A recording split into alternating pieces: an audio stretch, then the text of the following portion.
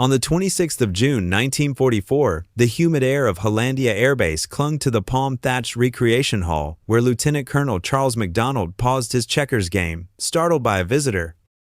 Charles Lindbergh, America's most famous aviator, standing at the screen door with quiet confidence.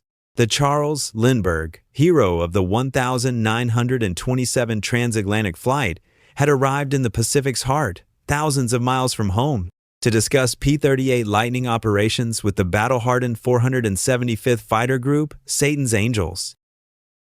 Pilots exchanged skeptical glances, their war-weary faces questioning what a 2-year-old civilian could teach aces in a twin-engine beast. Yet, over 6 weeks, Lindbergh would revolutionize long-range fighter operations, stretching the P-38's combat radius by nearly 400 miles, turning the impossible into routine. 17 years earlier, he had flown 3,600 miles alone in the spirit of St. Louis, landing with 85 gallons of fuel to spare a masterclass in efficiency that baffled experts. Now, in the sweltering jungle, his expertise faced institutional resistance and pilot instincts, challenging everything they knew about engine management. Lindbergh's arrival was no mere visit. It was the spark of a saga that would redefine aerial warfare. From a deadly dogfight with a Japanese Zero to a kill against a Mitsubishi Sonya, he proved his methods in combat, risking his life alongside Satan's Angels. By October 1944, his fuel-saving techniques empowered MacArthur's Philippines campaign, saving lives and rewriting the Pacific War's map. This is the story of a civilian who transformed a war machine through knowledge, courage, and the relentless pursuit of the possible. The air at Hollandia Air Base, Dutch New Guinea, was thick with humidity on the 26th of June 1944. The jungle's heat seeping into the palm-thatched recreation hall. Lieutenant Colonel Charles MacDonald leaned over a checkers board, his focus locked on outmaneuvering Lieutenant Colonel Merrill Smith, the operations officer of the 475th Fighter Group known as Satan's Angels. A figure appeared at the screen door, his voice cutting through the clatter of the game. "Charles Lindbergh," he said, the name carrying a quiet confidence that made MacDonald pause. The Charles Lindbergh, America's most famous aviator, hero of the 1927 transatlantic flight, stood in their makeshift outpost, thousands of miles from home, requesting to discuss P-38 combat operations. The pilots exchanged glances, their sunburned faces a mix of curiosity and doubt. What was a celebrity doing in their war-torn corner of the Pacific? Neither MacDonald nor Lindbergh could know that this moment would spark a revolution in long-range fighter operations. Over the next 6 weeks, Lindbergh would teach techniques that extended the Lockheed P-38 Lightning's combat radius by nearly 400 miles, turning what pilots deemed impossible into routine. This wasn't just a technical tale, it was a story of defying institutional resistance, of pilots learning to trust mathematics over instinct, and of one man's fuel efficiency expertise reshaping the Pacific Air War. The journey to this moment began 17 years earlier, on May 2021, 1927, when Lindbergh flew 3,600 miles from New York to Paris in the spirit of St. Louis. The Ryan NYP monoplane, its fuel tanks blocking forward vision, demanded navigation by periscope and dead reckoning. Landing at Le Bourget Field with 85 gallons remaining, Lindbergh achieved a fuel economy that stunned experts, a testament to his obsessive precision. That mastery, honed over years, was about to meet the P-38, a twin-engine marvel struggling to reach distant targets. The base buzzed with the distant roar of engines and the chatter of men living on the edge. Lindbergh's arrival felt like a plot twist in a war that thrived on surprises. And the pilots wondered, could this civilian really teach them anything about their deadly trade? Charles Lindbergh's name was synonymous with aviation triumph, but it came with shadows. In 1927, he had flown solo across the Atlantic, 3,600 miles in 33.5 hours. In a monoplane so fuel-heavy, it required a periscope to see ahead. His journal from that flight reveals a mind consumed by efficiency. Fuel is life, and every gallon is a choice. Through the 1,930 seconds working for Pan American Airways, he surveyed routes across the Pacific and Atlantic, refining techniques that pushed aircraft beyond manufacturer specs. He mastered the delicate balance of manifold pressure, propeller, RPM, and mixture settings, finding the optimal envelope where power, fuel, and engine stress aligned. By 1944, he was a global expert in long-range flight, but his pre-war politics had made him a pariah. Leading the America First Committee, Lindbergh argued against U.S. involvement in Europe's wars, earning President Roosevelt's wrath. In April 1941, after Roosevelt likened him to a Confederate sympathizer, Lindbergh resigned his Air Corps Reserve Commission, writing bitterly, "I fly for progress, not power." Pearl Harbor changed the game, but Roosevelt ensured Lindbergh would not serve in uniform. Undeterred, he joined United Aircraft in 1943 as a civilian consultant, troubleshooting B-24 Liberator production at Ford's Willow Run plant and testing P-47 Thunderbolts at high altitudes. His work with F-4U Corsairs improved dive bombing techniques, saving missions and lives, yet Lindbergh yearned for combat. In early 1944, United Aircraft's interest in twin-engine fighters offered a chance. The P-38 Lightning, America's only such fighter, needed study in combat conditions. Lindbergh saw his path to the Pacific, where vast distances demanded his expertise. As he prepared, he confided in his diary, "War tests knowledge, and I will answer." His past trailed him like a storm cloud, but his skills were about to shine brighter. On the 3rd of April 1944, Charles Lindbergh stood in Brooks Brothers, New York, choosing a naval officer's uniform without insignia, a civilian's armor for a war zone. At Brentano's bookstore, he picked a small New Testament, noting in his journal, "One book, small enough to carry, and this speaks to me now." Departing San Diego on April 24, he headed for Marine Corps bases near Guadalcanal. His mission authorized by the Navy but concealed from Roosevelt and Secretary Frank Knox. The Pacific greeted him with oppressive heat, the buzz of insects, and the ever-present threat of Japanese raids. Tasked with observing F-4U Corsair operations, Lindbergh quickly became a participant. On the 21st of May 1944, he flew a strafing run with Marine Fighting Squadron 222 near Rabaul. His guns hot despite the observer label. He taught Corsair pilots to double their bomb load safely, analyzing power settings and weight distribution to curb crashes. His fixes stunned the Marines, who had lost planes to overloading. The Pacific's vast blue expanses, dotted with coral islands, demanded range Lindbergh's specialty. Over tin-cup dinners, he bonded with pilots, their laughter a brief respite from war's grind. By mid-June, his focus shifted to the P-38 Lightning. Spurred by United Aircraft's interest and rumors of the 475th Fighter Group's prowess. On June 15, he hitched a flight to Finschhafen, New Guinea, dining with General Innes Whitehead to secure informal approval for P-38 observation. The jungle's fuel and sweat scent fueled his resolve. In a theater where competence trumped protocol, Lindbergh's arrival was a spark, igniting possibilities in a war defined by limits. The P-38 Lightning and the 475th Fighter Group. The P-38 Lightning was a marvel of engineering, twin engines, twin booms, and a reputation for power, but its fuel range was a leash.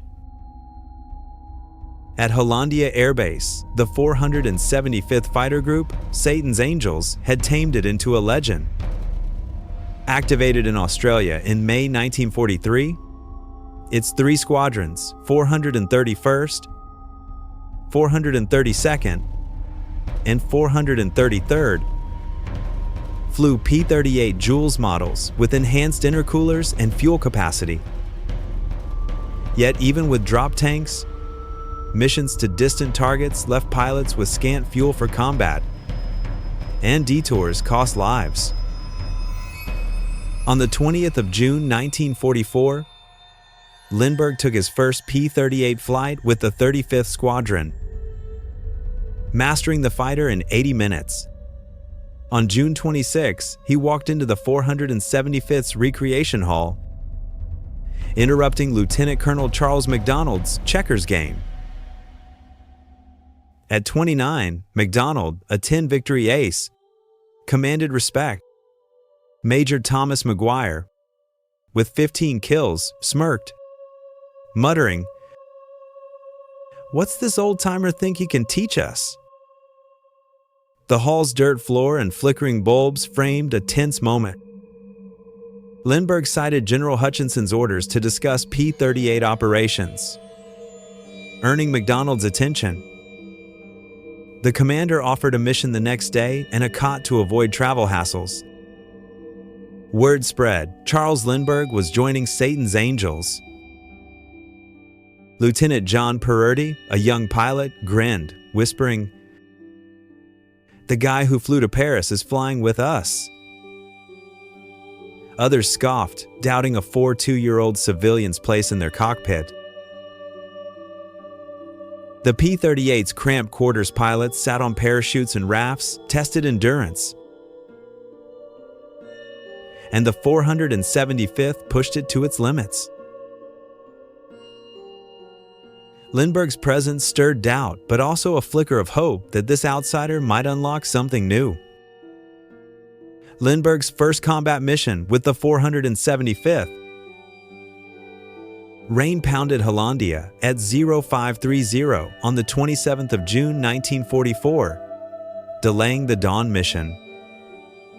By 10:30, the skies cleared and 4 P-38 seconds took off for Jeffman Island, led by Charles MacDonald. Lindbergh, as Blue 3 on Major Thomas Maguire's wing, flew alongside Merrill Smith, an 8 victory ace. Despite only days of P-38 experience, Lindbergh's formation flying was flawless. His twin-boom fighter cutting through the clouds with precision. The mission targeted a Japanese barge in Kaiboes Bay, and anti-aircraft fire lit up the sky. Lindbergh dove through the flak, his 20mm cannon and 50 caliber guns shredding the target. The barge burned, and all 4 planes returned safely. Back at base, the ground crew made a startling discovery. Lindbergh's P-38 had significantly more fuel left than the others. On July 1, after a 6.5-hour reconnaissance mission to Gilving Bay, he landed with 210 gallons remaining, while others limped back near empty. On July 3, escorting B-25 bombers to Jeffman Island, Lindbergh kept hunting barges as 2 pilots broke off, fuel-starved. His gauges showed reserves that baffled the crew chiefs. MacDonald, intrigued, called a meeting in the recreation hall, its dirt floor packed with pilots nursing warm beers. Lindbergh stood before them, a civilian among aces, ready to share a secret that could redefine their war. The air was heavy with the scent of fuel and sweat, and the pilots leaned in, torn between doubt and curiosity. Lindbergh's fuel logs were a challenge to everything they knew, and the stage was set for a revolution. Unveiling the cruise control techniques. In the flickering light of Hollandia's recreation hall, Lieutenant Colonel Charles MacDonald introduced Charles Lindbergh to the 475th's pilots, pointing to fuel logs that showed his P-38 seconds returning with reserves others lacked. Lindbergh, calm but commanding, explained his cruise control techniques. Standard P-38 procedure, 2,000, 200, 400 revolutions per minute. Auto-rich mixture was safe but wasteful. He proposed cutting engine speed to 1,600 revolutions per minute, setting the mixture to auto-lean, and raising manifold pressure to 30 inches, maintaining 185 miles per hour's airspeed. This slashed fuel use to 70 gallons per hour, achieving 2.6 miles per gallon, and could extend the P-38's radius by 400 miles for 9-hour missions. The pilots stared, silent. 9 hours in the P-38's cramped cockpit, perched on parachutes and rafts, was grueling. Worse, Lindbergh's over-square settings, low RPM, high manifold pressure contradicted training that warned of engine detonation. Lieutenant Perurti muttered, "He's asking us to wreck our Allisons." Another pilot called it dangerous. But McDonald saw the proof. Lindbergh's P-38 seconds had flown combat without issues, their fuel reserves offering flexibility. He ordered tests, saying, "We try it or we keep losing planes." Lindbergh explained the physics. Lower RPM meant fewer combustion cycles. Lean mixtures burned just enough fuel, and moderate manifold pressure avoided stress. The P-38's twin engines made experimentation safer. If one failed, the other could get you home. The hall buzzed with skeptical whispers, but McDonald's resolve was firm. Outside, the jungle's cicadas sang, a reminder of the stakes. Lindbergh stood unshaken, his confidence rooted in decades of defying limits, ready to prove his method in the crucible of war. Testing and proving the techniques. The 475th approached Lindbergh's settings like men testing a rickety bridge. Short initial flights let pilots return quickly if engines faltered. The Allison V-1710 engines hummed differently at 1,600 revolutions per minute. A lower growl that unnerved pilots like Lieutenant John Perurti, who gripped the controls, expecting trouble. Yet gauges told a different story. Temperatures normal, oil pressure steady, cylinder heads cooler than at standard settings. On a mission to Jeffman Island, Perurti landed with fuel to spare, stunned.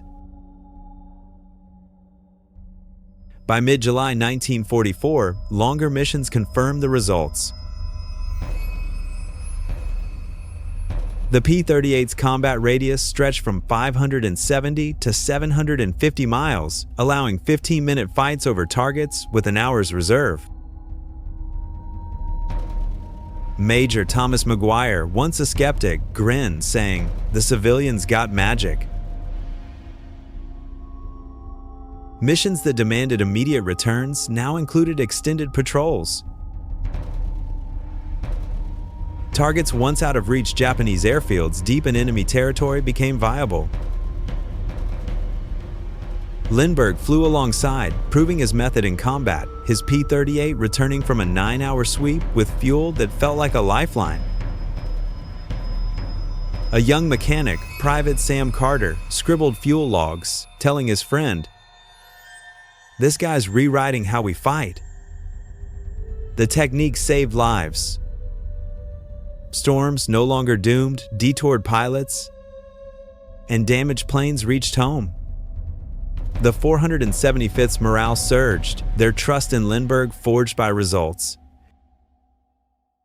Word spread to other squadrons, and commanders demanded briefings. The civilian who had walked into their camp was becoming a legend. His knowledge unlocking a war machine's hidden potential. Lindbergh's combat climax and departure. On the 28th of July 1944, over El Pudi Bay, Lindbergh flew as Blue 3 with the 433rd Squadron on a bomber escort to Surum. Two Mitsubishi Ki-51 Sonias appeared, piloted by Captain Saburo Shimada and Sergeant Yokogi. The P-38 seconds attacked, but Shimada's skill turned it into a 30-minute chase. Yokogi's Sonya burned and crashed, but Shimada dodged, his plane twisting through tight turns. Then, he turned head-on toward Lindbergh at 500 miles per hour. Heart pounding, Lindbergh aimed at the Sonya's engine. His 20mm cannon and machine guns firing for 6 seconds. Smoke poured from the Mitsubishi, its propeller slowing. Lindbergh pulled up, clearing the plane by feet as it dove into the sea, leaving only foam. Back at base, pilots agreed Lindbergh's burst was decisive, but his civilian status kept the kill unofficial. On August 1, a fighter sweep to the Palau Islands nearly ended in tragedy. A Zero outmaneuvered Lindbergh, and only McDonald's shout, "Break right," and intervention saved him. 5th Air Force Headquarters ordered him home. On the 12th of August 1944, the 475th gathered to see Lindbergh off after 50 combat missions. 25 with their P-38 seconds. Major McGuire shook his hand, saying, "You fought like one of us." Lieutenant Purdy added, "You gave us range we didn't know we had." Lindbergh's nod hid the weight of leaving comrades. As his transport climbed, the pilots knew they'd lost a brother who'd risked everything to teach them. Widespread adoption and strategic impact. By October 1944, Lindbergh's techniques had spread across Pacific P-38 units. Squadrons tweaked his settings 1,600 revolutions per minute. Auto-lean mixture, 30 inches manifold pressure for their conditions, achieving 950-mile missions with 15-minute combat and an hour's reserve. Japanese bases once safe now faced P-38 seconds that could fight and return. During MacArthur's Leyte invasion in October 1944, P-38 seconds from New Guinea and Morotai covered distances once impossible, enabling faster invasions and bypassing islands. A pilot from the 8th Fighter Group wrote home, "We hit targets we couldn't touch before, thanks to a civilian's math. Fuel reserves saved lives, letting pilots navigate storms or limp home damaged. Some commanders resisted, fearing engine wear, but data showed no failures, only savings." The Army Air Forces updated P-38 manuals, making Lindbergh's methods doctrine. The strategic impact was immense. MacArthur's advance gained weeks, airfields became viable sooner, and losses dropped. Mission reports piled up, proving the impossible was now routine. Lindbergh's knowledge had redrawn the Pacific War's map, showing that expertise could shift battles as surely as bombs. Lindbergh's legacy and broader lessons. Charles Lindbergh's Pacific service was a triumph of expertise over convention, returning to the U.S. In August 1944, he evaluated captured Japanese aircraft at Patuxent River and consulted for manufacturers. His 1,970 wartime journals detailed his 1,944 missions with raw honesty. He died of lymphoma on the 26th of August 1974 at 72 inches Maui, buried in a simple coffin under a slab quoting Psalm 139. "If I take the wings of the morning and dwell in the uttermost parts of the sea." The 475th, with 551 victories, was the war's top P-38 unit. Its aces like Thomas McGuire, 38 kills, empowered by Lindbergh's techniques. Veterans like Colonel Warren Lewis recalled his settings decades later. Lindbergh proved civilians could transform combat, paving the way for military-civilian collaboration. At a 1,970 reunion, 475th pilots toasted Mr. Lindbergh, sharing stories of missions flown farther and safer. His legacy teaches that limits are starting points, and expertise, proven in action, can change history. Lindbergh arrived a controversial figure but left a teacher, transforming the P-38 into a symbol of ingenuity and proving that knowledge, applied with courage, wins wars. please press like and subscribe to the channel, or wait for my latest video.